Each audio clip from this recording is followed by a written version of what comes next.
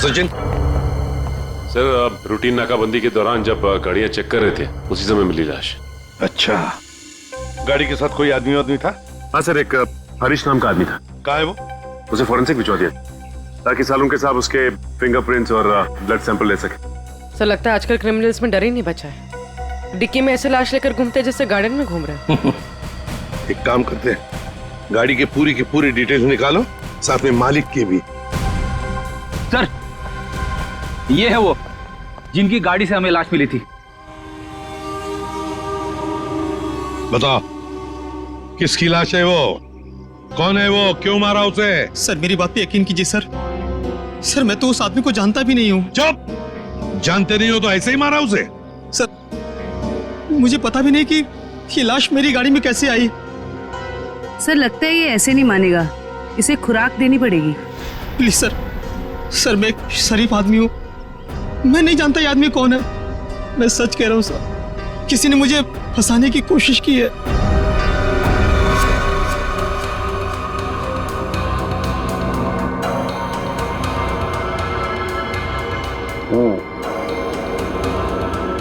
इसका body temperature के हिसाब से तो तारिका इस आदमी की मौत 6 से 8 घंटे पहले हुई।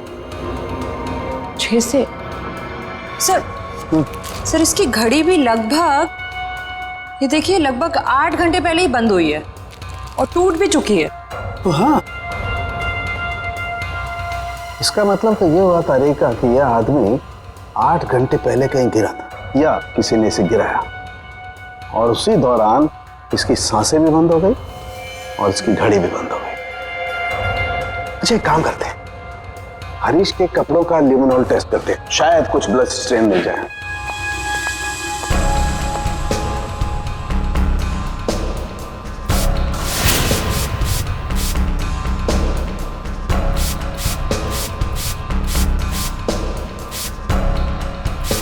एक मिनट, ठीक है।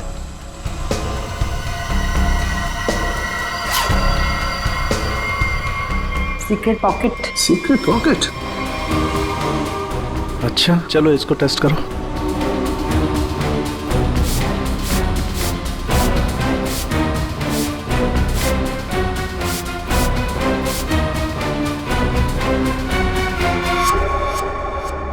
सर टेस्ट तो नेगेटिव है, कपड़ों में कोई खून के अंश नहीं दिख रहे। कमाल है, एक लाश को एक आदमी डिक्की में उठा करके रखता है और उसके कपड़ों पर कहीं भी कोई खून का धब्बा नहीं है।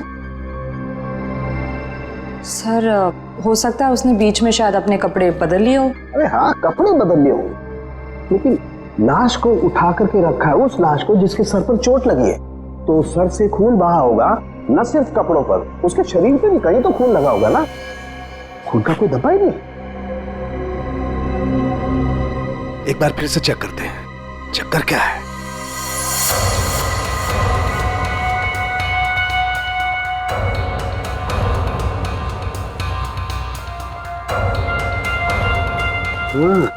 अरे क्या इसके नाखूनों में कुछ है? एक मिनट,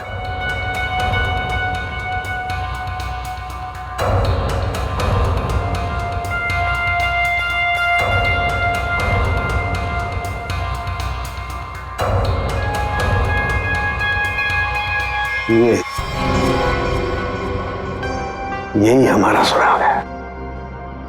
हाँ। अच्छा इसकी और बाकी की चीजें चेक की थी कपड़े के अलावा? हाँ सर, बस जूतों में से थोड़ी मिट्टी मिली है। मिट्टी मिली है? हाँ दिखाती हूँ।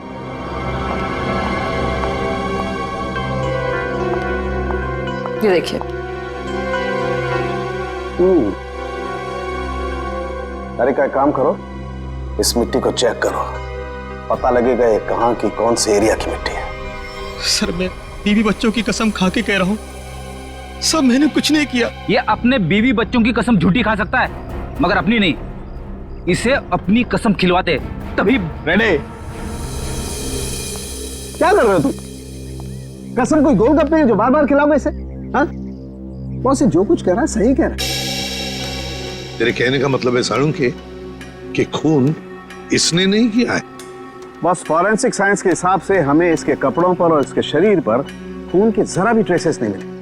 मतलब साफ है, ये लाश के पास गया ही नहीं। सर मैं कह रहा था ना कि आप लोग को गलतफहमी हुई है। सब सच में मैंने कुछ भी नहीं किया है। एक मिनट, क्या हुआ साळुंखे?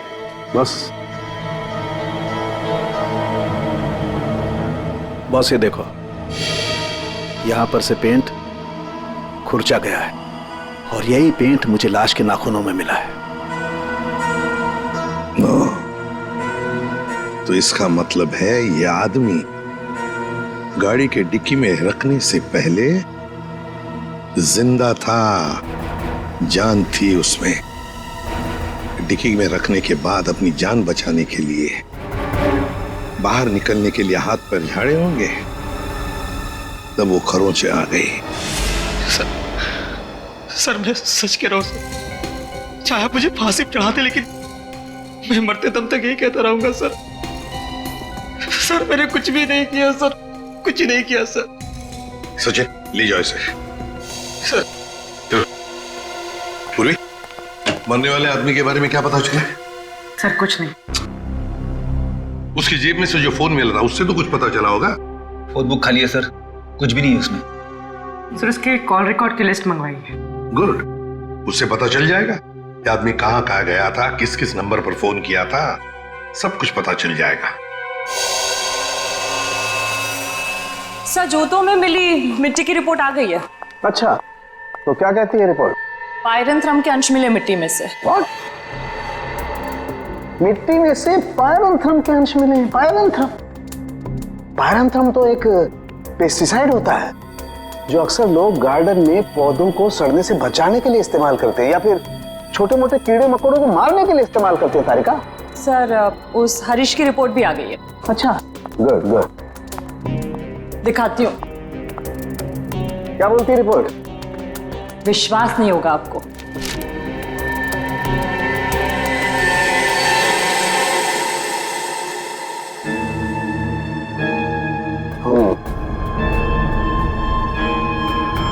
ये बात है। सर जीपीएस के रिकॉर्ड के हिसाब से मरने वाला आदमी पहले अंधेरी से बोरीवली, फिर बोरीवली से बैंड्रा गया था।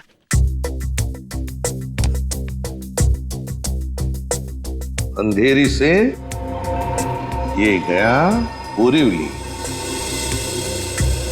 और फिर बोरीवली से आया बैंड्रा। इस आदमी की मौत 8 घंटे पहले हुई है। 8 घंटे पहले तो जीपीएस से पता चल सकता है कि मरने से पहले आखिरी बार वो कहां पर था। बस जरा रिपोर्ट देखो।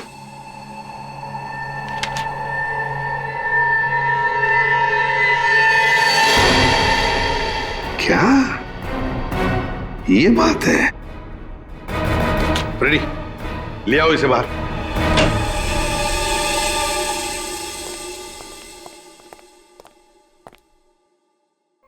क्या खून के साथ साथ ड्रग्स का भी धंधा करते हो? ड्रग्स? हाँ, ड्रग्स। तुम्हारे कपड़ों में से अंश मिले हमें ड्रग्स के। सर मैं पैसों के लिए ड्रग्स सप्लाई करता हूँ, लेकिन मैं कातिल नहीं हूँ सर। मैं सच कह रहा हूँ। आज 8 घंटे पहले कहां थे तुम? सर 8 घंटे पहले मैं सेंटा क्रूज में था सर। वहां से मुझे दादर माल सप्लाई करना था, बस सर मैं दादर आया और वहीं पे गाड़ी पार्क की। तुम किसके लिए काम करते हो? उसका नाम नहीं पता सर। सर एक आदमी मुझे पैसे और माल देता था, बस मैं उस माल को डिलीवर करता था सर। सचिन, नारकोटिक्स डिपार्टमेंट को सारी इंफॉर्मेशन दे दो, इसने जो भी कहा है वो। बस मरने वाले के बारे में एक और खास जानकारी मिली है। वो क्या?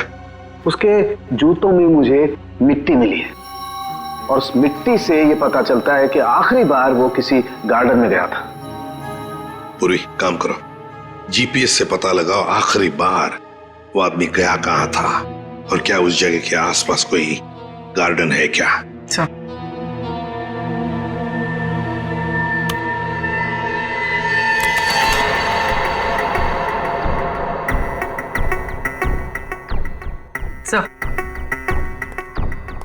सर ये आदमी शहर के बाहर एक रेजिडेंशियल एरिया है, जगनवाड़ी, वहां पर।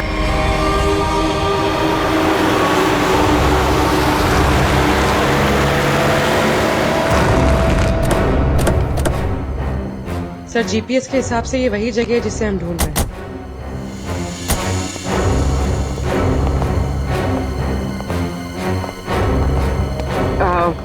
सुनिए,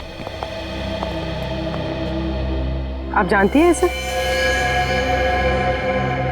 हाँ, ये तो सुरेश है, हमारे पड़ोस में रहता है, वो रहा उसका घर। पर आप लोग कौन है? देखिए, हम लोग सीआईडी से हैं। बात यह है कि हमें सुरेश की लाश मिली है, मौत हुई है उसकी। बड़ा अच्छा आदमी था, इतने बड़े घर में अकेले रहता था, बड़ा मेहनती था और अपना बिजनेस अच्छे से संभालता था। ऐसी कोई और बात आप बता सकते हैं जिससे हम उसके बारे में कुछ और जान सकें? हाँ, वो विदेश यात्रा के लिए निकल जाया करता था और महीने के 15-20 दिन गायब रहता था। चलो उसका घर चेक करते हैं।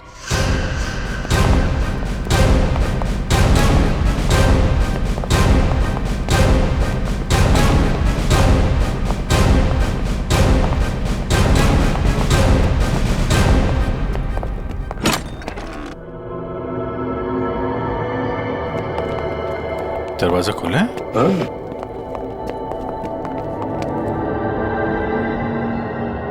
सामान तो पूरा बिखरा हुआ है। लगता है कुछ ढूंढने की कोशिश की गई है।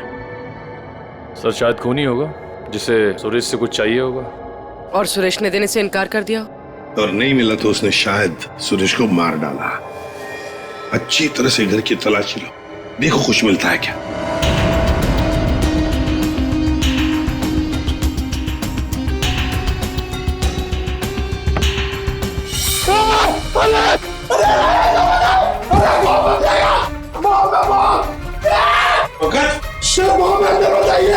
बॉम्ब?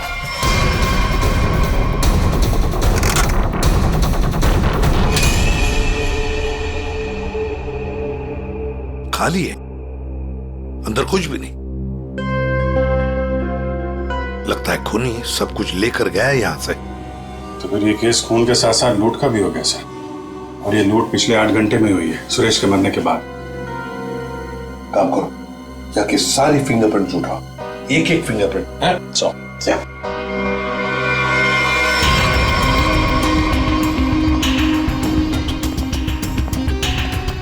क्या आप बता सकती हैं पिछले 8 घंटों में घर में कोई आया था या घर से कोई बाहर गया था? मैंने किसी को आते जाते तो नहीं देखा। हाँ, एक लाल रंग की गाड़ी खड़ी देखी थी, वो पहले कभी नहीं दिखाई दी, पहली बार देखी थी। शायद उसी में खून नहीं आया होगा सर। उसका नंबर कुछ याद है आपको? कुछ देखा था? आगे के कुछ नंबर तो याद नहीं, हाँ पीछे के कुछ नंबर याद है, 2, 3, 3, 4 ऐसे कुछ था। 2, 3, 3, 4। Thank you very much. आपको पता नहीं आपने कितनी बड़ी मदद की है हमारी। अभिजीत, लाल रंग की वैन जिसका नंबर है 2334, पता लगाना पड़ेगा और सारे कंट्रोल रूम्स में इसकी इंफॉर्मेशन भेजनी पड़ेगी।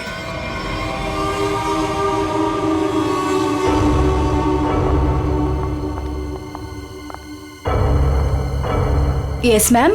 Yes ma'am, may I help you? मैं आपकी क्या सेवा कर सकता हूँ? वैसे तो आप बहुत कुछ कर सकते हैं, लेकिन अभी फिलहाल सिर्फ पता बता दीजिए। या ये मेरा कार्ड है और you call me any time, इसमें मेरा एड्रेस भी है। Very funny. हमें आपका पता नहीं, हमें मिस्टर विनोद का पता चाहिए। किस रूम में है वो? एक्चुअली मिस्टर विनोद ना एक्सक्यूज मी, घबराइए मत, एक्चुअली मिस्टर विनोद ने ही हमें यहाँ बुलाया है।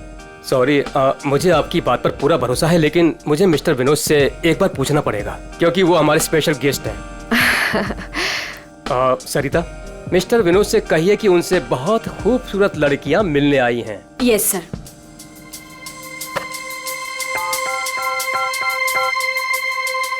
मिस्टर विनोद, आपसे 2 लड़कियां मिलने आई हैं। ओके, जाइए आपको मिस्टर विनोद ने बुलाया है। Room number 305।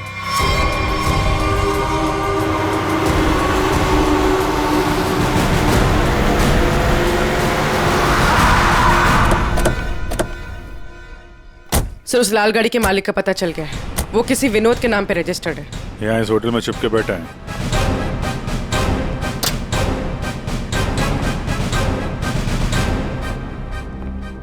Yes sir. भाई साहब आपके यहाँ कोई विनोद नाम का आदमी ठहरा है क्या? सॉरी सर, हम अपने रिस्पेक्टेड गेस्ट के बारे में कुछ नहीं बता सकते। नहीं देते ये अच्छी बात है, लेकिन हम लोग सीआईडी से हैं। सीआईडी से? क्या हुआ सर? हुआ नहीं है, होने वाला है। आप हमें जरा मिस्टर विनोद का कमरा बताइए। सर बात क्या है ये तो बताइए। विनोद ने खून किया है और खून करके यहाँ छुप के बैठा है। खून किया सर? सर वो खूबसूरत लड़की को क्या होगा जो अभी अभी ऊपर गई हैं? कौन सी खूबसूरत लड़कियां? सर अभी 2 लड़की आई थी, वो अभी अभी ऊपर गई हैं। अब जरा कमरा दिखाइए उसका। सर ये वाला रूम।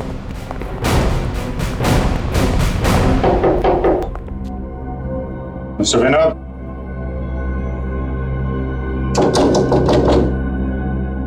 दरवाजा खोलिए। सर कोई आवाज भी नहीं आ रही। आपके पास मास्टर की है? Yes sir.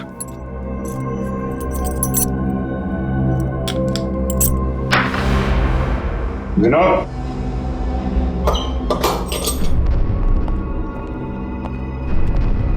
विनोद, विनोद, विनोद।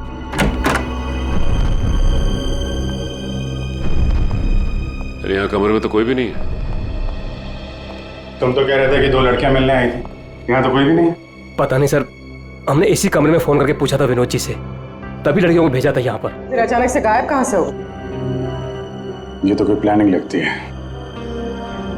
तुमने विनोद को होटल से बाहर जाते हुए देखा है? नहीं सर, मैं पूरे टाइम रिसेप्शन पर था और मैंने जाते हुए उन्हें नहीं देखा। अच्छी तरीके से चेक करो कमरे को, कोई ना कोई सुराग तो छोड़ा होगा उसने।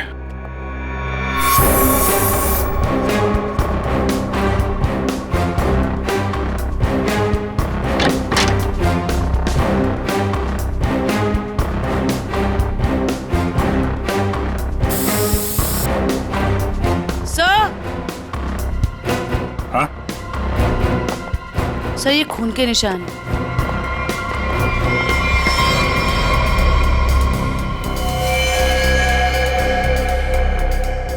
यहाँ पे कुछ हुआ है? सर कहीं विनोद ने उन दोनों लड़कियों को मार के उनकी लाश को होटल में कहीं छुपा दिया हो और मौका देख के यहाँ से भाग गया हो।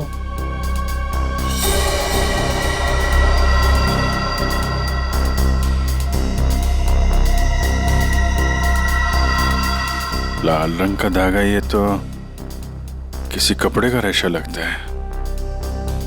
सर कहीं ये किसी शर्ट या जैकेट का धागा तो नहीं? हो सकता है, जरा मैग्नीफाइंग ग्लास देना। सर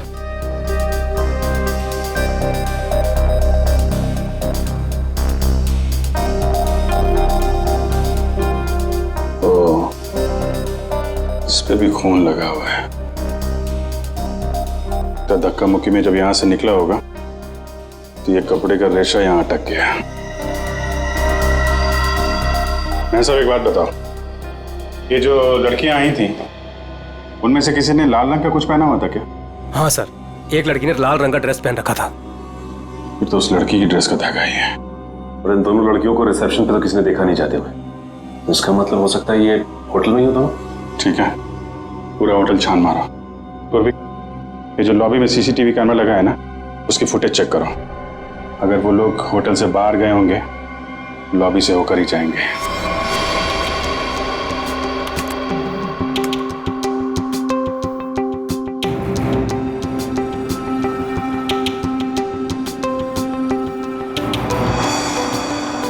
सर यही दोनों लड़कियां थी जो विनोद जी से मिलने आई थी। अब जरा आप कॉरिडोर की फुटेज दिखाइए। ये विनोद के कमरे में कब गई?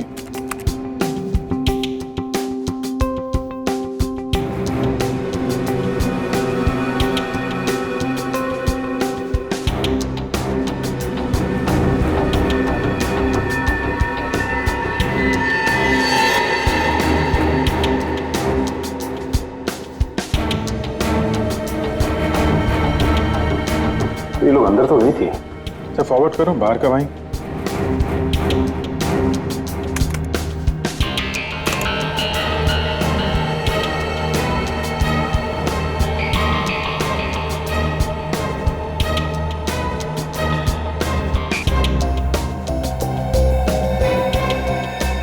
सर बाहर सिर्फ दोनों ही निकले।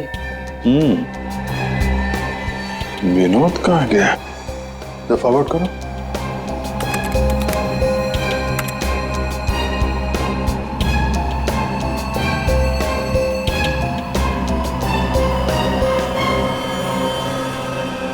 तो विनोद कहाँ गया?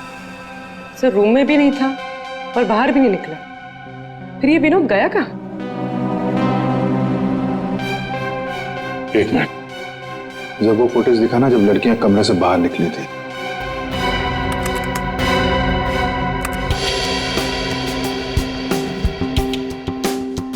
स्टॉप। सूटकेस देखा? अब जरा वो फुटेज दिखाना जब ये अंदर गई थी।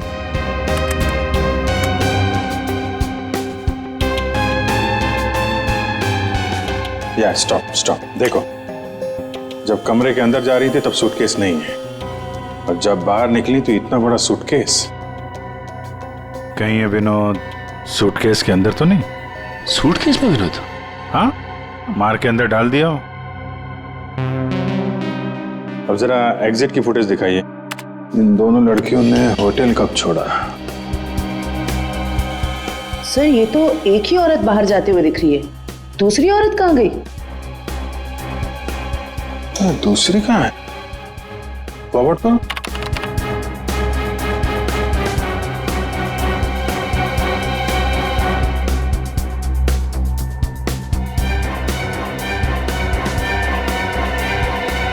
दूसरी वाली लड़की अभी भी होटल में है क्या? निखिल। Yes sir. जितने भी एग्जिट है ना होटल के सब बंद करवा दो। ठीक है सर। मैनेजर साहब। Yes sir. सारे केस को नीचे बुलवाइए। जी। पूर्वी, इस दूसरी लड़की की फोटो ब्यूरो में भेजो। अपने क्रिमिनल डेटाबेस से चेक करो, इसके बारे में कोई जानकारी मिलती है क्या? कोई क्रिमिनल रिकॉर्ड है इसका? गेट क्यों बंद है? आप प्लीज इसे खोलिए, हमें घर जाना है। और ये कोई तरीका है? हम इज्जतदार लोग हैं, आप ऐसे हमें रोक नहीं सकते। आप लोगों को जो परेशानी हो रही है उसके लिए माफ कीजिए, लेकिन ये केस की जांच चल रही है, उसके लिए हम आशा करते हैं कि आप लोग कानून की मदद करेंगे। ये फोटो देखिए, इस औरत को पहचानती है? कहीं देखा है आप लोगों ने इस औरत को? कौन है ये औरत सर?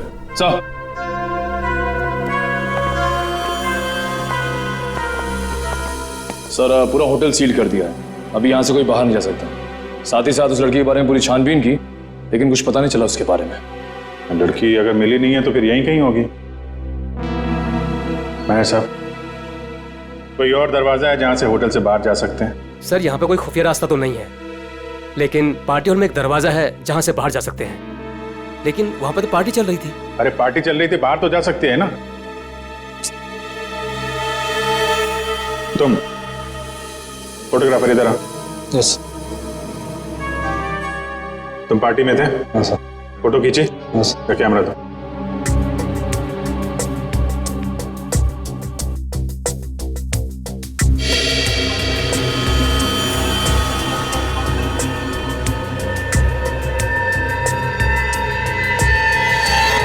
सर ये वैसे ही रेड ड्रेस है जैसे उन दो औरतों में से एक ने पहना था। तो यही है वो औरत। ये तो किसी आदमी से बात कर रही है।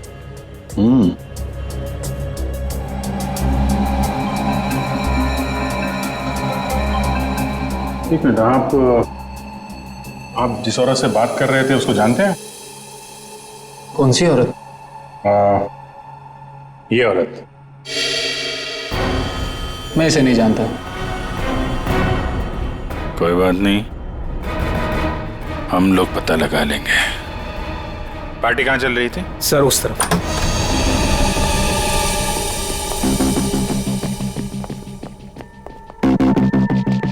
सर फोटो के हिसाब से उस औरत ने वहां कहीं हाथ रखा है।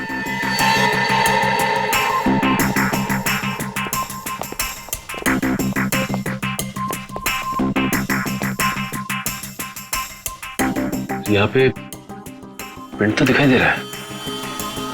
यहाँ पे हाथ रखा, पास में दरवाजा है, यहीं से निकल गई होगी। उठाओ इस प्रिंट को।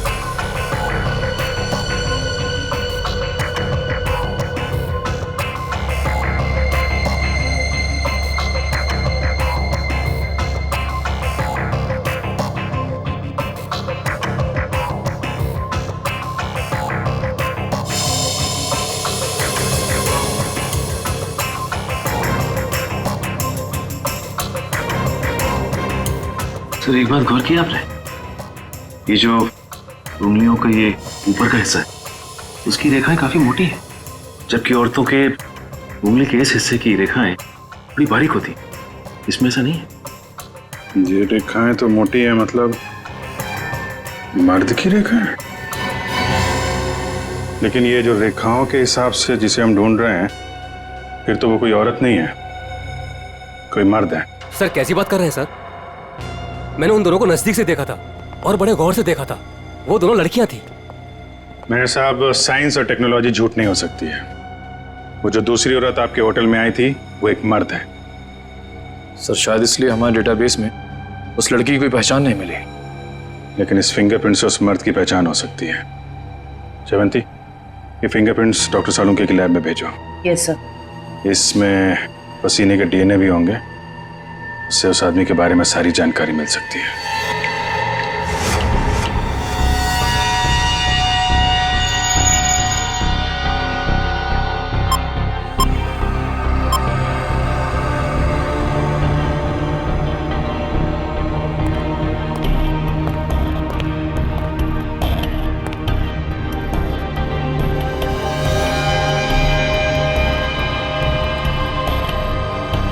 सर के पसीने से जो डीएनए का टेस्ट किया उसका क्या रिपोर्ट आया? बस पसीने से डीएनए तलाश कर रहे हैं, जूता चप्पल तलाश नहीं कर रहे। टाइम लगता है यार, लंबा प्रोसेस है। अच्छा, मतलब मुजरिम हमारे हाथ से निकल जाएगा, उसके बाद में तू रिपोर्ट देगा। अच्छा सर इसका मतलब हमें कुछ और एविडेंस की तलाश करनी होगी उस कातिल की पहचान के लिए। अच्छा, अब आप भी बोलने लगे। Very good. मतलब इससे पहले कि मैं कुछ बताऊं, आप लोग पहले ही अपने नतीजे पर पहुंच गए। अब यार ऐसी उल्टी सीधी बातें करने में जो टाइम वेस्ट कर रहा है उससे बेटर है काम पे लग जाता तो कुछ हाल लग जाता। यार सच कहूं ना तो कई बार तुम लोग, और खास करके तुम, मुझे बहुत हर्ट करते हो। मैंने दिल दुखाया? मैं क्या तेरी गर्लफ्रेंड हूं? नाटक बंद कर और साफ साफ बता क्या मिला। चल। इस पसीने में हमें कुछ ऐसा पदार्थ मिला है जिससे हम खूनी के काफी नजदीक तक पहुंच सकते हैं। क्या मिला? इसमें हमें हाइपरडोल नाम का एक पदार्थ मिला है जो अक्सर दवाइयां बनाने के काम में आता है। जो दवाइयों में इस्तेमाल होता है? मतलब जिसका भी पसीना है वो बीमार है, ये तो कोई भी बता सकता है। लेकिन कोई ये नहीं बता सकता है कि उस बीमारी का नाम है हाइपोक्रोंड्रिया। हाइपोक्रोंड्रिया ये एक जेनेटिक डिसऑर्डर है। इस बीमारी की वजह से इंसान कई बार अपना दिमागी संतुलन खो बैठता है, जिस वजह से उसका शरीर भी उसका साथ नहीं देता और वो इंसान इधर उधर यूं ही बिना जाने घूमने लगता है। लेकिन ये बीमारी हमारे देश में बहुत कम लोगों में पाई जाती है। It's a rare disease. Boss, बहुत कम ऐसे अस्पताल हैं जिसमें हाइपोक्रोंड्रिया नामक बीमारी का इलाज होता है। अच्छा, हाइपोक्रोंड्रिया। सचिन, ढूंढो सारे हॉस्पिटल्स जहां पर इस बीमारी का इलाज होता है और वहां से उनके पेशेंट्स की लिस्ट भी लेकर आओ। हमें जिसका इंतजार है वो उन्हीं लिस्ट में से कोई एक है, उन्हीं पेशेंट्स में से कोई एक। हेलो डॉक्टर साहब। Hello, yes. हम लोग सीआईडी से हैं। एक्चुअली हम लोग एक खून के केस की जांच कर रहे हैं और हमारा सस्पेक्ट आपका मरीज है। कौन है वो? ये तो आप बताइए। आप किसी ऐसे आदमी का इलाज कर रहे हैं जिसे हाइपोक्रोंड्रिया नाम की बीमारी है? इस बीमारी का इलाज तो मेरे पास 3 लोग करवा रहे हैं। शायद इनमें से ये एक हमारा सस्पेक्ट है। ओके।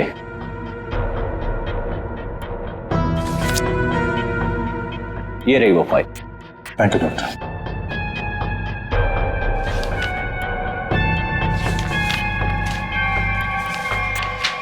हाँ? ये तो वही आदमी है जो होटल में था, तो निखिल के साथ दरवाजे बंद करवा रहा था। तो ये है वो दूसरी औरत।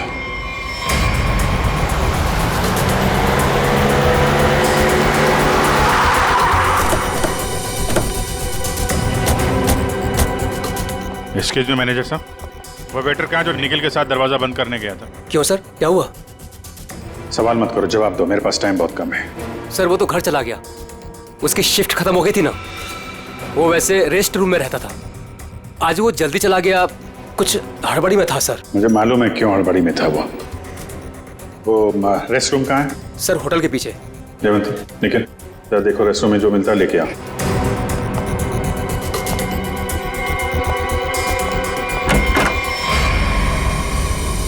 ये लॉकर है।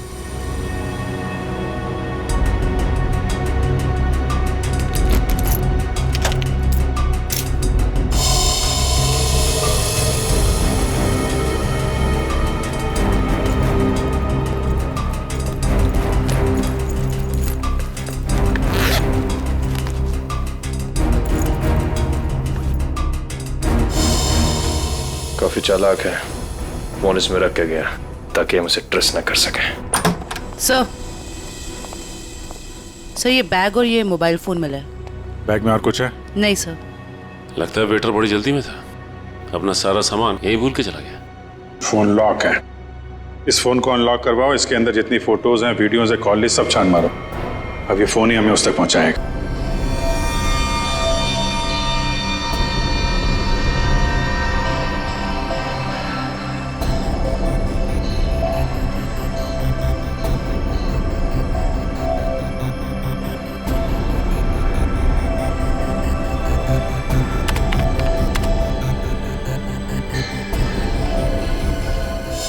क्या बात है सारंगे, बड़ा खुश नजर आ रहा है तू। बॉस, इंसान को हमेशा खुश रहना चाहिए, मुस्कुराते हुए रहना चाहिए। इससे क्या बीपी कंट्रोल में रहता है, चेहरे पर झुर्रियां जरा कम आती है।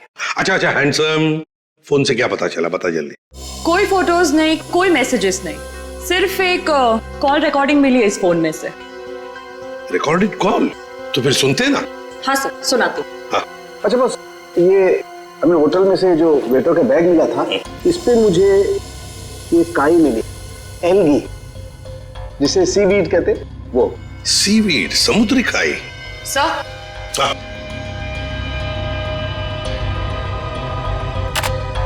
यस।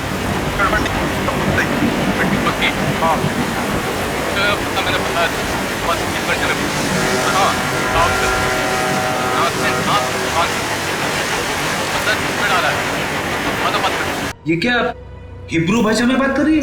अरे नहीं फ्रेडी, बैकग्राउंड में साउंड बहुत है इसलिए ऐसी आवाज आ रही है।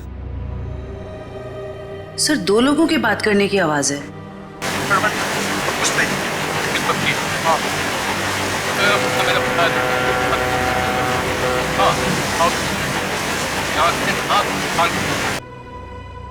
तारिका, जरा और क्लियर कर सकती हो क्या आवाज? हाँ सर।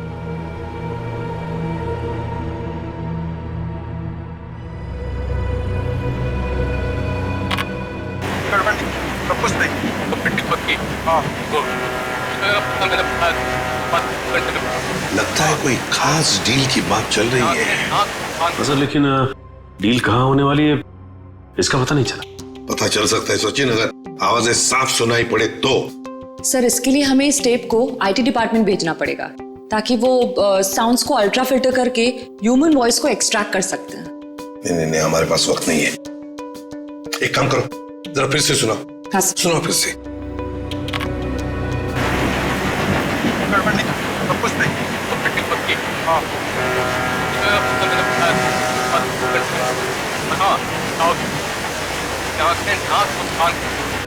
सर ये तो किसी पानी के जहाज के सायरन की आवाज है। जयवंती, फॉग हॉर्न का आवाज है ये, फॉग हॉर्न। अक्सर जब फॉग होता है ना, कोहरा होता है, तब ये सायरन बजाया जाता है बाकी जहाजों को सतर्क करने के लिए। सर मतलब जहाँ ये कॉल रिकॉर्ड हुआ है वो जगह बंदरगाह के पास है? बिल्कुल, जल्दी से जल्दी ये जगह ढूंढनी चाहिए, पहुंचना चाहिए हमें, इससे पहले कि ये डील हो जाए। Let's go.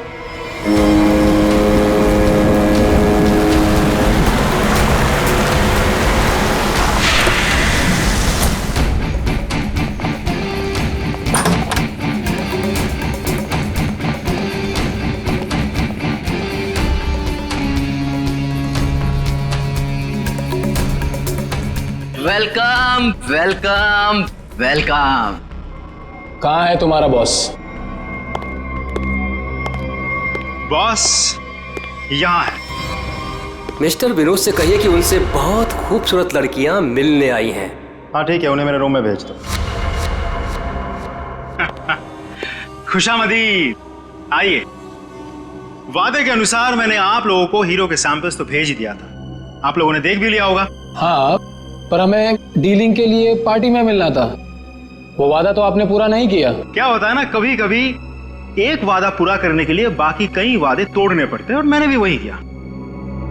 खैर, हमें तो अपने हीरो से मतलब है और वो हमें आपसे मिले तो हमें कोई परेशानी नहीं। अब जरा उन कीमती हीरो के कीमत के दर्शन हो जाता तो बहुत अच्छा होता। पूरे 5 करोड़ हैं।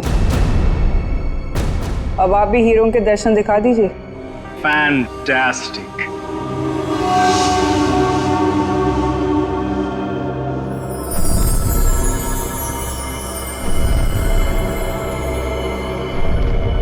Thank you very much.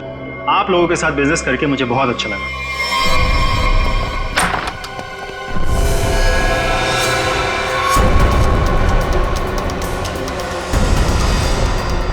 चलो फटाफट, जल्दी जल्दी चल ना, जल्दी चल।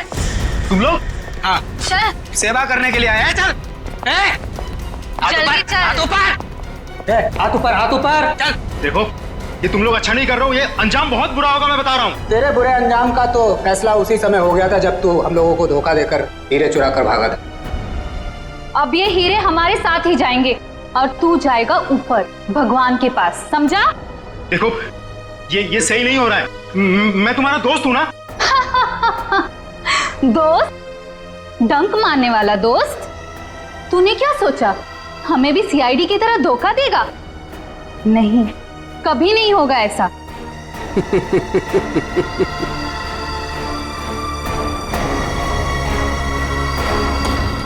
ए ला, बैग मुझे दे।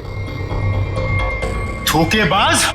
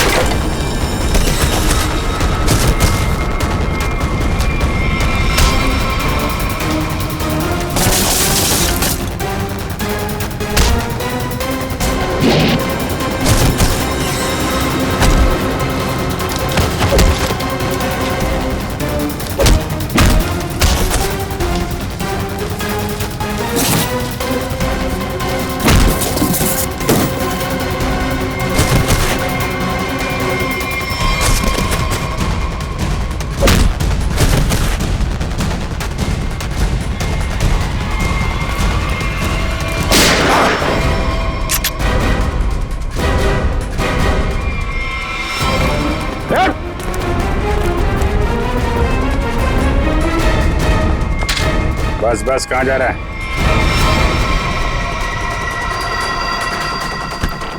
बहुत होशियार समझता है।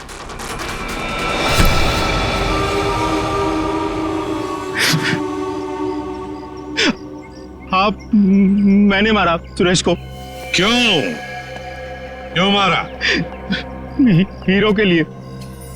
हीरो के लिए? हमें पता चल गया था कि सुरेश विदेश से हीरा स्मगल करता है। हमने तभी सोच लिया था कि क्यों ना रास्ते में ही हीरे लूट ले उससे, और रातों रात अमीर बन जाए, इसलिए खून कर दिया उसका। क्यों? सर, हम सुरेश को मारना नहीं चाहते थे। हमें पता चल गया था कि सुरेश हीरे लेकर मॉल के पार्किंग लॉट में था। हम बस उससे हीरे छीनकर वहां से चले जाना चाहते थे, पर सुरेश ने हीरा अपने घर पे छुपा के रखा था। तुमने उसके घर की चाबी छीनने की कोशिश की, लेकिन सुरेश ने आसानी से तुम्हें चाबी नहीं दी। मजबूरन उसे मारना पड़ा सर। फिर सुरेश की लाश तुमने हरीश की गाड़ी की डिक्की में डाल दी। उस वक्त हरीश मॉल में गया था ड्रग्स का डील करने के लिए, है ना? और फिर हम सुरेश के घर पे चले गए, वहां से हीरे लिए और अलग अलग हो गए ताकि हम पे किसी को शक ना हो। पर दूसरों को धोखा देने वाले खुद धोखे में आ गए। वो हीरे नकली थे। क्यों? और असली धोखेबाज तो विनोद था, जिसने असली हीरे अपने पास रख के नकली हीरे हम लोगों को थमा दिए। तो तुमने सोचा कि विनोद के मार के बदला भी पूरा हो जाएगा और हीरे भी मिल जाएंगे, है ना? हमें पता चल गया कि ये हीरो का सौदा होटल में करने वाला है। पर विनोद को पता चल गया कि उसके पीछे सिर्फ तुम ही नहीं, हम भी पीछे पड़े थे। और इसीलिए मुझे अपना प्लान बदलना पड़ा। मैंने कुछ पैसों के लालच देकर वेटर को अपने साथ मिला लिया और अपने आप को होटल से गायब करने का सारा इंतजाम कर डाला। इन वेटर्स को औरत बनाकर, हैं? तुम में से एक ने इसे सूटकेस में बंद करके होटल से बाहर निकाल दिया। लोगों को लगा कि विनोद मर गया है, विनोद गायब और तुम्हारा भी काम हो गया। क्यों? Master stroke. और उसके बाद किसका रोल शुरू हो गया? वेटर का। हाँ, विनोद के बाद हीरो का सौदा मैंने ही किया क्लाइंट के साथ। पर हमें विनोद की चाल का पूरा अंदाजा था, इसलिए हमने कभी यकीन नहीं किया कि विनोद मर चुका है। हम विनोद के क्लाइंट को पहचानते थे। जब हमने वेटर को क्लाइंट के साथ देखा तब हम पहचान गए थे कि विनोद ने उसे अपने काम के लिए रखा। तब हमने इसे पैसे दिए और इसने हमें विनोद का लोकेशन बताया। विनोद, अपने दोस्तों के साथ प्लान बनाकर तुमने हीरे लूटे और फिर लालच में आ गए। तुमने सोचा क्यों न सारे हीरे मैं अपने आप के लिए रख लूं, इसलिए उन्हीं दोस्तों के साथ तुमने धोखा किया, गद्दारी की। असली हीरो की जगह नकली हीरे दे दिए उन्हें। इस सारे चक्कर में तुमने एक खून भी किया, सुरेश का खून। कानून तो तुम्हें कड़ी से कड़ी सजा देगा, शायद फांसी होगी तुम्हें, फांसी।